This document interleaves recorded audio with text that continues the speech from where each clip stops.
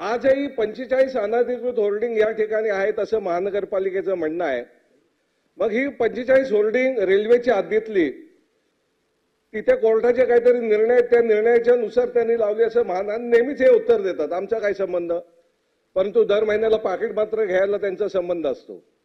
आज या ठिकाणी जी 45 अनधिकृत होर्डिंग आहेत जी रेल्वेच्या हद्दीत आहेत तिथे महापालिका सांगते आम्ही त्याच्यावर कारवाई करू शकत नाही।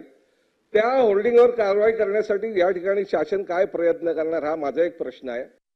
पॉलिसी बनवताना तज्ञांना कोण घ्यायचं हे मुंबईच्या सगळ्या आमदारांची चर्चा करून नक्की समितीमध्ये आपण घेऊ की रेल्वेच्या बाबतीमध्ये देखील जर अनधिकृत होल्डिंग त्या ठिकाणी लावण्याचा प्रयत्न झाला असेल तर महानगरपालिकेच्या नियमाप्रमाणे आणि कदाचित ट्रॅफिकला सांगून हे त्याच्यामध्ये डिस्प्लेस होणार नाही अशा पद्धतीची भूमिका महानगरपालिकेच्या माध्यमातून नक्की घेतली जाईल।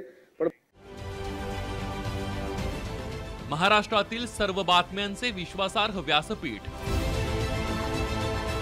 सकाळच्या सर्व सोशल मीडिया प्लॅटफॉर्मला लाईक, फॉलो आणि सबस्क्राइब करा। तसंच सर्व नोटिफिकेशनसाठी बेल आयकॉन प्रेस करायला विसरू नका।